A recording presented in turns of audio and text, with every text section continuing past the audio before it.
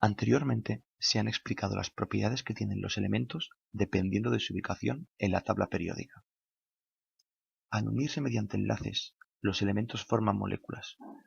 Estas moléculas tienen nuevas propiedades, totalmente distintas a las de sus elementos, y estas propiedades las tenemos que estudiar.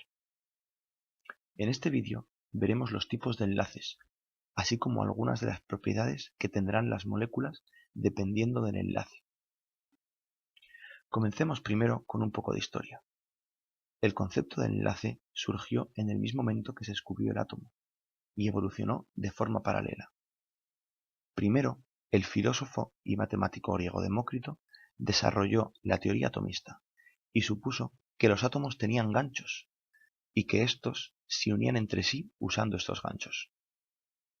Posteriormente, Dalton postuló que la materia está formada por partículas muy pequeñas, llamadas átomos, y logró aclarar por qué las sustancias químicas reaccionaban en proporciones estequiométricas. Sin embargo, nunca pudo explicar el hecho de que los átomos se combinasen en unas proporciones determinadas. Al descubrirse la electrólisis y con el descubrimiento posterior del electrón, se va a comenzar a comprender que el enlace químico no dependía de los átomos, sino de sus electrones. Actualmente sabemos con certeza que en el enlace entre elementos intervienen fuerzas eléctricas entre el núcleo y los electrones.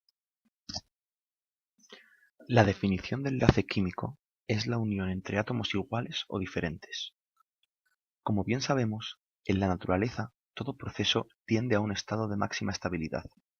Muchos átomos logran este estado de máxima estabilidad al unirse con otros átomos para formar agregados atómicos. Al reaccionar unos reactivos para dar un producto más estable, primeramente deberá aportarse una energía para romper los enlaces de los reactivos y obtener así sus átomos.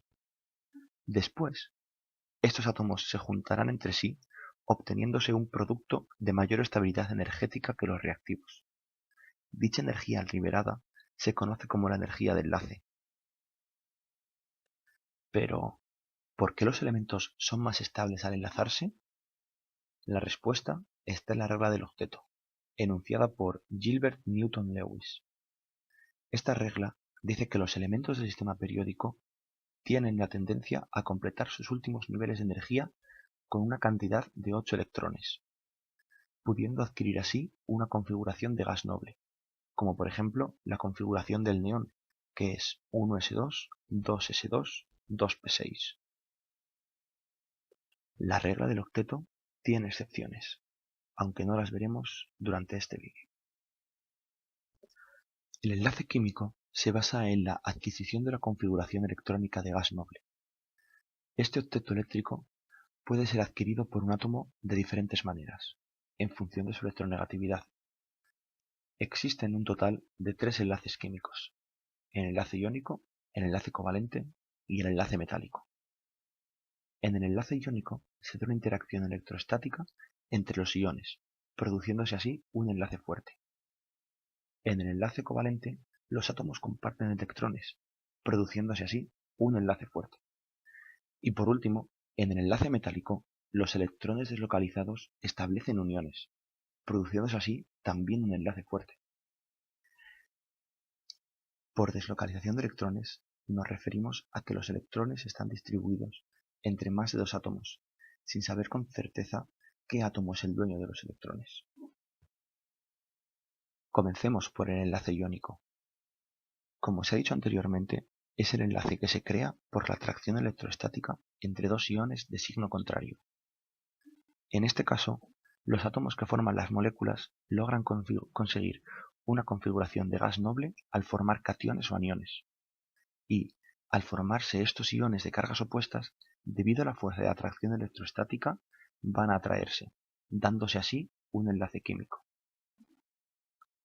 Elementos poco electronegativos y con bajas energías de ionización, como son los metales alcalinos y alcalinotérreos, querrán desprenderse de sus electrones de la capa de valencia y formar cationes, para así tener una configuración electrónica de gas noble. Por ejemplo, el sodio querrá desprenderse de su electrón 3s1, para así tener 8 electrones en su última capa, y lograr de esta manera gran estabilidad. En cambio, la mayoría de elementos pertenecientes a los grupos del boro, carbono, nitrógeno, calcógenos o halógenos, es decir, elementos con altas energías de ionización y muy electronegativos, querrán ganar electrones, formando aniones, para así lograr tener 8 electrones en su capa de valencia. Por ejemplo, el flúor querrá ganar un electrón para así tener una configuración 2s2, 2p6 y ser muy estable. Como bien sabemos, una de las propiedades de los elementos es la electronegatividad, que es la capacidad de un átomo para atraer los electrones cuando forman un enlace químico. Pauling dio valores en forma de escala a la electronegatividad de los elementos, siendo 0 un elemento no electronegativo y 4 el elemento más electronegativo, que es el flúor. La norma general para que dos elementos formen un enlace iónico es que estos elementos sean un metal y un no metal, y que su diferencia de electronegatividad sea mayor o igual a 1,6. Por lo que los elementos que participan en un enlace iónico han de estar tan alejados como sea posible en la tabla periódica. Un ejemplo es el cloruro de sodio. Otros ejemplos son el fluoruro de litio y el fluoruro de calcio. En cuanto al fluoruro de litio, el litio tiene una configuración electrónica de helio 2s1 y el flúor de helio 2s2, 2p5. Imaginemos que el litio cede un electrón de su capa de valencia al flúor.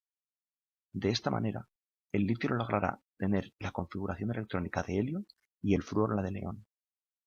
Ahora, tomemos como ejemplo el fluoruro de calcio. El calcio tiene una configuración electrónica de argón 4s2, por lo que para conseguir una configuración de gas noble ha de perder 2 electrones de su capa de valencia. En cambio, el flúor solo necesita un electrón, como vimos anteriormente. Por ello, serán necesarios 2 iones flúor que adquirirán los electrones cedidos por parte del calcio. Un enlace iónico será más iónico si los iones son más estables electrónicamente. Por ejemplo, el ion flúor es más estable que el ion yoduro, debido a que el flúor es más electronegativo. Además, será más iónico si las cargas iónicas son más pequeñas. Por ejemplo, es más fácil crear un catión sodio más que un catión aluminio 3 más. Y por último, un enlace iónico será más iónico si el catión es más grande y el anión es más pequeño. Por ejemplo, el cloruro de potasio tiene un enlace más iónico que el cloruro de sodio. Cuando hablamos de sustancias con enlaces básicamente iónicos, los representamos esquemáticamente con fórmulas, como por ejemplo NaCl, BaF2. Pero en realidad, estos compuestos iónicos están formados por agrupaciones geométricas regulares de iones, los cuales se conocen como redes cristalinas. Por ejemplo, si miramos muy de cerca la sal común, también conocida como cloruro de sodio, veremos que los átomos de sodio y de cloro están agrupados con una forma geométrica cúbica. Nosotros ya hemos visto que en el enlace iónico hay un átomo positivo enlazado a un átomo negativo. Pero los átomos no están colocados por parejas en el universo. Los átomos forman parte de un espacio tridimensional, y por ello hay más átomos de cloro y de sodio en el mismo sitio. Las cargas negativas van a estar siempre completamente rodeadas por cargas positivas y viceversa. En el caso del fluoruro de sodio, el cloro tendrá un sodio a su derecha, pero otro sodio a su izquierda, otro debajo, otro arriba, otro encima y otro por detrás. A su vez, estos sodios positivos estarán rodeados de cloros negativos, y así sucesivamente. Por lo que ya no estamos hablando de una pareja de elementos unidos, sino que estamos hablando de una red, la red cristalina. Otros ejemplos de redes cristalinas son la red cristalina del fluoruro de litio, que geométricamente es igual a la red del cloruro de sodio.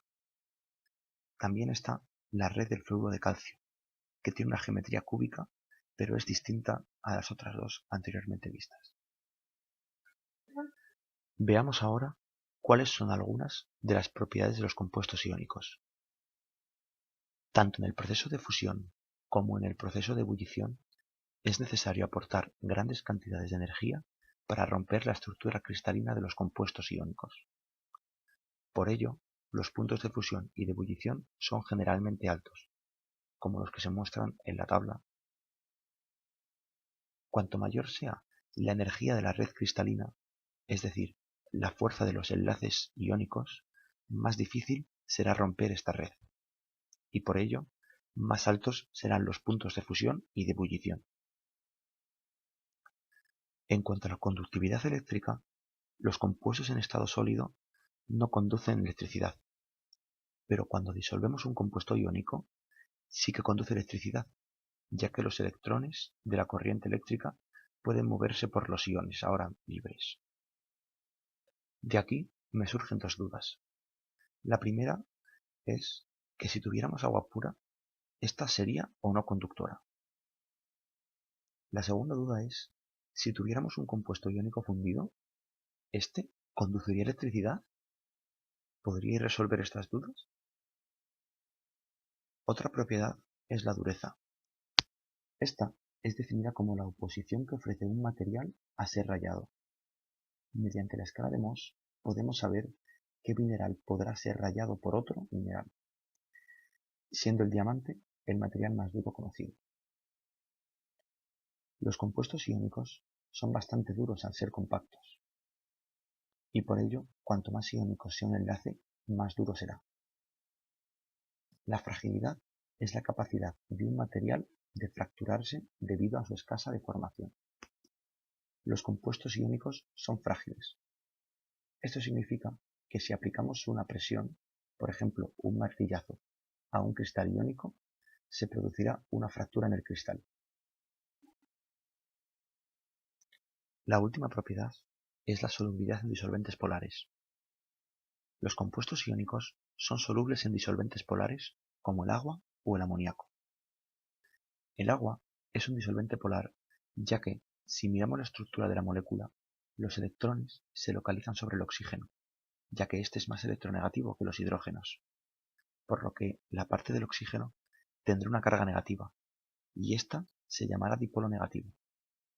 Los hidrógenos tendrán una carga positiva, al no tener los electrones compartidos, y esta parte de la molécula se denominará dipolo positivo. Esto es la polaridad, la distinta separación de las cargas eléctricas en una misma molécula. Ahora veamos cómo interacciona un compuesto iónico en agua. Si echamos cloruro de sodio en agua, se producirá una interacción entre los iones cloruro y los iones sodio con los dipolos del agua, orientados convenientemente. Es decir, el ion cloruro estará rodeado por los dipolos positivos del agua, el ion sodio estará rodeado por los dipolos negativos del agua. Si esta interacción entre los dipolos e iones es suficientemente fuerte, la red cristalina se romperá y el cristal se disolverá. Este proceso es conocido como solvatación. Como hemos mencionado anteriormente, los cristales tienen una energía de red. Esta es la energía reticular. Si la energía de solvatación es mayor a la energía reticular, entonces el cristal se romperá y se disolverá. Por el contrario, si la energía de solvatación es menor a la energía reticular, entonces el cristal no se disolverá.